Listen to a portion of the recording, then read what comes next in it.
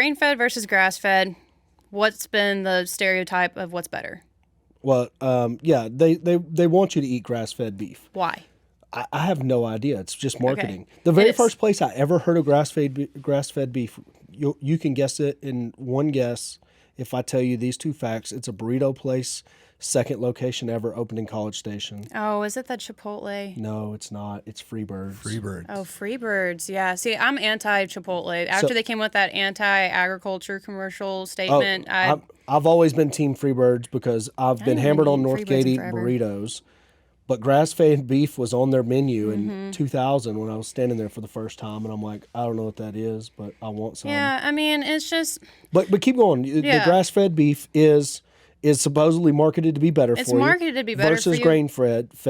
But what's the difference? But really, there's a lot of differences between the two. Obviously, the one that has higher marbling, so that fat within the muscle fibers, which causes flavor, tenderness, that you're going to get that from your grain-finished beef. Okay. The grass-fed there's not as much intramuscular fat. There's not as much seam fat, so that fat on the outside of the steak, because you're not getting the same nutrients from your feed of grain-fed versus grass. Okay. Now, But what's the government's difference? well, government, it's So a whole conversation there too. If I'm having grass-fed beef, does it mean it's never ate grain? No, Oh, why? it has to be the I think it's 90 days. The last 90 days they have to be finished on grass. Finished on grass, which means Yeah. how? I mean, we And it don't depends. know. There's different levels of programs before the internet comes at me. Internet, come at her. Oh goodness, let me get some more coffee first. Like, where's that beer?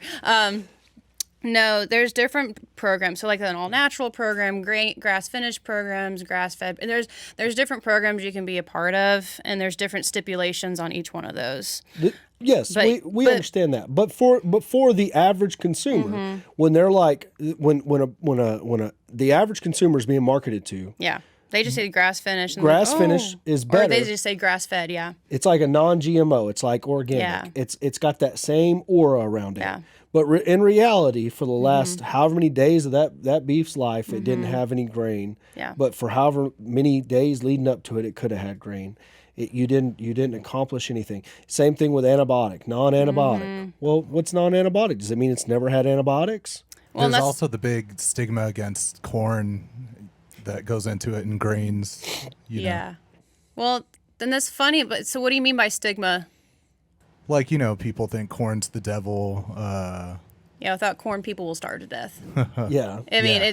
and cattle Exactly. eat less than, I think it's 2%, or I'd have to look. I have it on my phone, so I didn't lie. And, grain in general, like Yeah. the whole keto carnivore revolution. Keto's actually, thing. they've actually said keto's one of the worst diets you can actually go on. I lost a lot of weight on keto. I felt great. It was wonderful. But have you stayed with keto?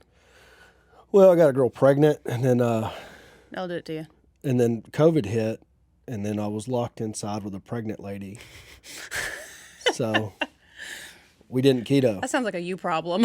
It was a me problem. There was a lot of poor life decisions leading up to that moment, and then it ended in Pop-Tarts and a COVID baby. So that's kind of how it worked out. But Yeah. I mean, what you just said, everything you said about grain finished, grass finished, GMO, non-GMO.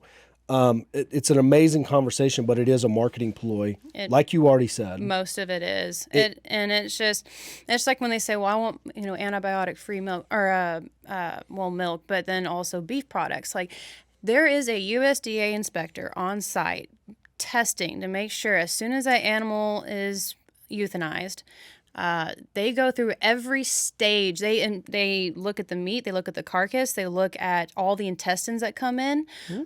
If a carcass is deemed unsafe, the carcass is what we call condemned, and it goes into a locked part of the facility, and some of them burn the carcasses, some of them put them into a giant vat, and then they all burn it at the same time.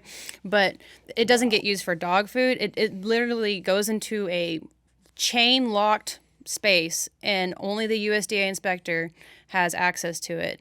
And if that carcass is deemed or condemned, is the official name about it, then that carcass never sees the light of day again.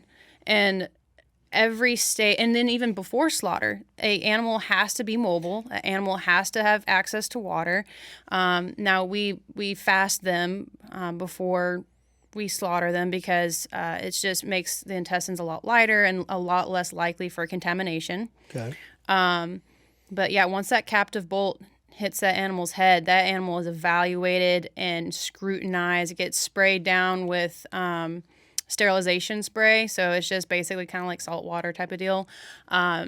Just to double check, triple check, quadruple check, because food safety is so important. Our U.S. beef is the highest in demand across the world. Well, and you, I think you read a stat on your TikTok where you said the U.S. supplies 18% of the world's beef. Or no? Yeah, 18% of the world's beef. With actually, hold on, I have the stat. Was it 2% or? Well, that number changed because I think it's in my other phone. Darn. 6%, 2. With 6% of the world's cattle. Yeah, it's an insane. And to most people, you just said the same thing. I'm seeing 20, but 20% of the world's beef. Hold on, wait, I've got this in my work phone. We are gonna figure this one out. Well, I took a picture. So, Texas Cattle Feeders Association, which we have legislators and people in Congress and over in D.C. to advocate for us. So, TSCFA, Texas Cattle Feeders Association, NCBA, National Cattlemen's Beef Association, TCFA just had their convention in Frisco Monday last week. Okay. U.S. farmers and ranchers produce 18% of the world's beef production with only 6% of the world's cattle population. Now, how did I remember that? Your mind is a steel trap. I don't know about that. I just remembered it because what I thought whenever I heard that, I was like, you know what? Most people don't know the difference between beef and cattle.